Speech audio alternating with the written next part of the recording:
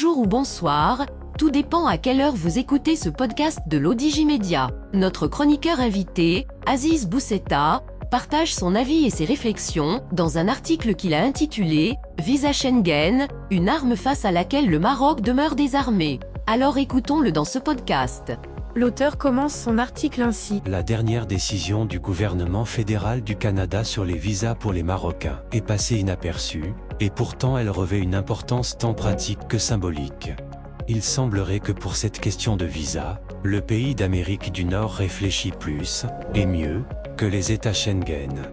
Pour ces derniers, non seulement la procédure particulièrement lourde est immuable, sauf dans le sens de la complication, mais le visa est aussi une arme de rétorsion, de sanction, de punition des États indociles. Et cela ne changera pas tant que des pays, comme le Maroc, ne s'impliquent pas dans la défense de leurs citoyens.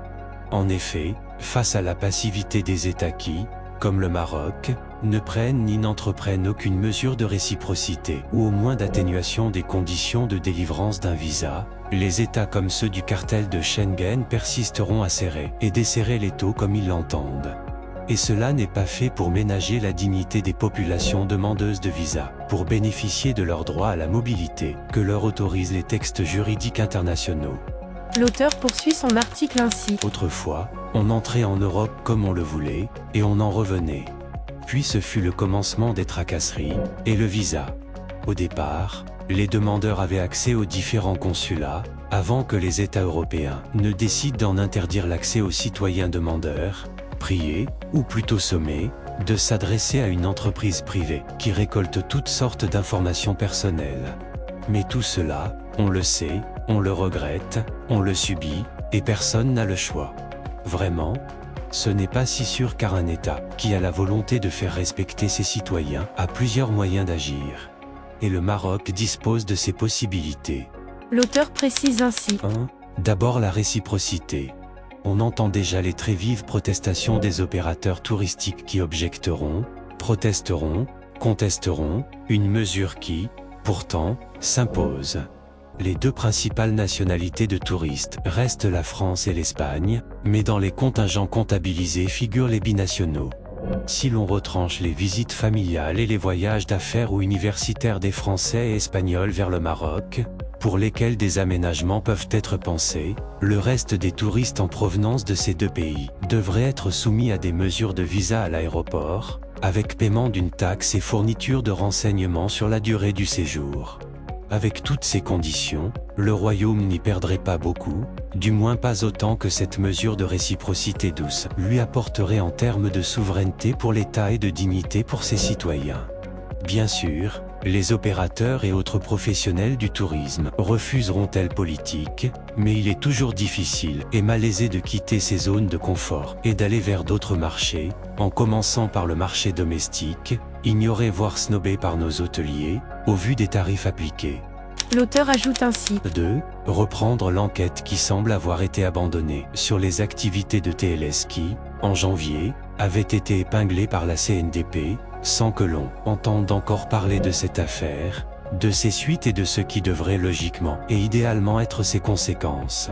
Et pourtant, tant de nos concitoyens ont été espionnés, filmés à leur insu et leurs images envoyées à deux institutions gouvernementales à l'étranger, à des fréquences d'une fois toutes les 5 minutes.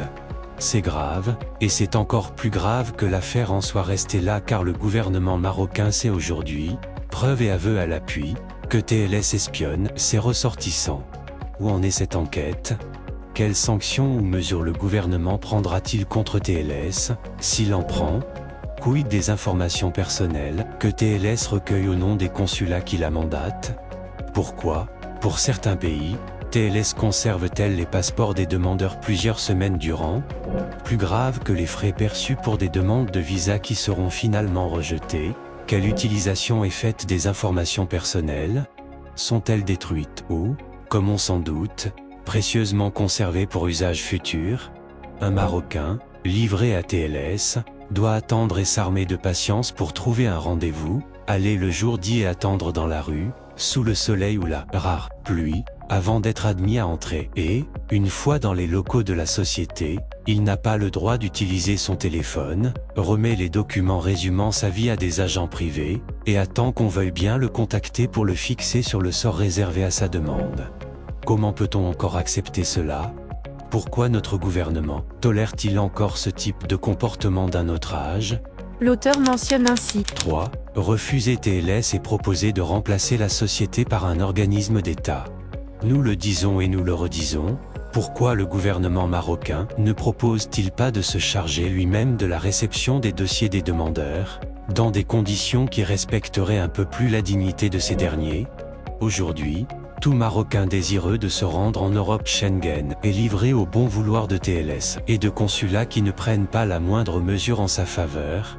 Il n'est plus demandeur mais quémandeur, il sollicite un visa qu'on lui octroie, ou non, selon des conditions qui demeurent opaques et arbitraires, non susceptibles de recours.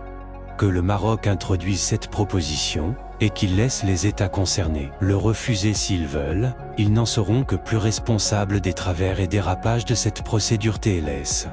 L'auteur conclut son article ainsi. Un citoyen du Royaume du Maroc vaut mieux que tout cela, du moins a-t-on la faiblesse, ou l'ingénuité, de le penser, le gouvernement en général, le ministère des Affaires étrangères en particulier, devrait y penser, aussi, surtout quand on sait que le visa est, plus qu'une entrave à la mobilité des citoyens, un moyen de rétorsion contre l'État marocain. Les gouvernements Schengen ne sont décidément pas celui du Canada, mais le Maroc peut bien prendre quelques mesures aussi, si bien sûr son gouvernement endosse le souci de sa souveraineté et de la dignité de ses citoyens. Rédigé par Aziz Bousseta et lu par l'intelligence artificielle de l'Odigimédia.